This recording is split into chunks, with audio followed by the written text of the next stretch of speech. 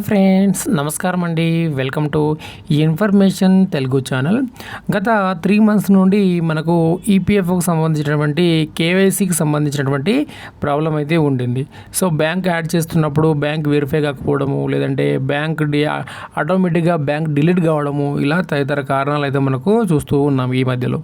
So ఇప్పుడు కొత్తగా ఏంటంటే బ్యాంక్ యాడ్ చేసిన తర్వాత 3 daysకు 4 daysకు మనకు డిలీట్ అయిపోతుంది. అందరికీ తెలిసిందే. ఎవరికైతే అండర్ వెరిఫికేషన్ వస్తుందో సో వారందరికైతే బ్యాంక్ అకౌంట్ డిలీట్ అయిపోతుంది 3 days లోపల. దాని తర్వాత మళ్ళీ మనము బ్యాంక్ అకౌంట్ యాడ్ చేసుకున్నట్లయితే ఇప్పుడు చూడొచ్చు, కొత్తగా డ్యూ టు ఐఎఫ్సి మిస్మ్యాచ్ అనేసి రిజెక్ట్ చేయడం జరుగుతుంది. అంటే ఐఎఫ్సి కోడ్ మిస్మ్యాచ్ ఉంది, ఐఎఫ్సి కోడ్ తప్పుగా ఉందనేసి మేము రిజెక్ట్ చేస్తున్నారు. కానీ ఇది సరైన నిర్ణయం అయితే కాదు.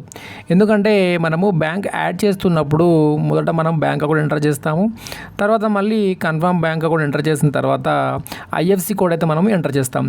ఐఎఫ్సి కోడ్ ఎంటర్ చేసిన తర్వాత ఐఎఫ్సి ముందు వెరిఫై అయిన తర్వాతే మనకు ఓటీపీ రావడం జరుగుతుంది. ఓటీపీ ఎంటర్ చేసిన తర్వాత మన బ్యాంక్ అకౌంట్ అనేది అండర్ వెరిఫికేషన్లో వెళ్ళిపోతుంది. ఇప్పుడు కొత్తగా ఏంటంటే అండర్ వెరిఫికేషన్ వెళ్ళిన తర్వాత due to miss match IFC code తప్పుగా ఉంది కాబట్టి మేము రిజెక్ట్ చేస్తున్నామనేసి ఇక్కడ మనకు చూపించడం జరుగుతుంది. చూడొచ్చు, ఇప్పుడు కేవైసీ పైన మనం క్లిక్ చేద్దాము. ఇక్కడ క్లిక్ చేసినట్లయితే చూడొచ్చు మనకి ఏ విధంగా చూపిస్తుందో.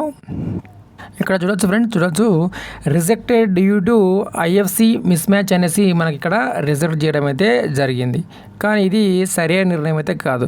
ఎందుకంటే ఇది ఈపీఎఫ్ వెబ్సైట్లో వచ్చేటటువంటి ఇంటర్నల్ ఎర్రర్ ప్రాబ్లం వల్లే ఈ విధంగా రిజెక్ట్ అయితే జరిగింది. 2 సార్లు కూడా మనకు రిజెక్ట్ కావడం అయితే జరిగింది.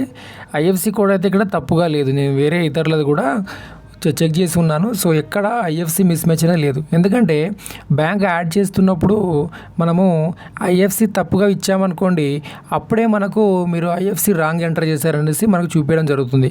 అసలు ఐఎఫ్సి ఒక్క డిజిట్ మనం తప్పు కొట్టినా కూడా తీసుకోదు, వెంటనే మనకు రిజెక్ట్ కావడం అయితే జరుగుతుంది. ఐఎఫ్సి సరైన విధంగా ఎంటర్ చేస్తేనే మనకు ఓటీపీ వస్తుంది. ఓటీపీ వచ్చిన తర్వాత ఓటీపీ ఎంటర్ చేసినట్లయితేనే మనకు ఈ బ్యాంక్ అనేది అండర్ వెరిఫికేషన్లోకి అయితే వెళ్తుంది. ఇది ఈపీఎఫ్ఓలో వచ్చినటువంటి మరొక ఎర్రరు మీరు గమనించాలి. నిన్న 30 August అంటే నిన్న 30 August చూసుకోవచ్చు, 3 o'clock అయితే రిజెక్ట్ కావడము జరిగింది. సో మీరైతే మరోసారి బ్యాంక్ యాడ్ చేయాలి, తప్పదు. సో ఇంకా ఎన్ని డేస్ మనకు ఈ ఈపీఎఫ్ సంబంధించినటువంటి కేవైసీ ప్రాబ్లం ఉంటుందో ఇంకా సరైన సమాధానము ఈపీఎఫ్ ద్వారా మనకైతే అందలేదు. సో ఎన్నిసార్లు రిజెక్ట్ అయితే మనము అన్నిసార్లు యాడ్ చేయడమే, ఇంకా దీనిలో ఏమీ చేయడానికైతే లేదు.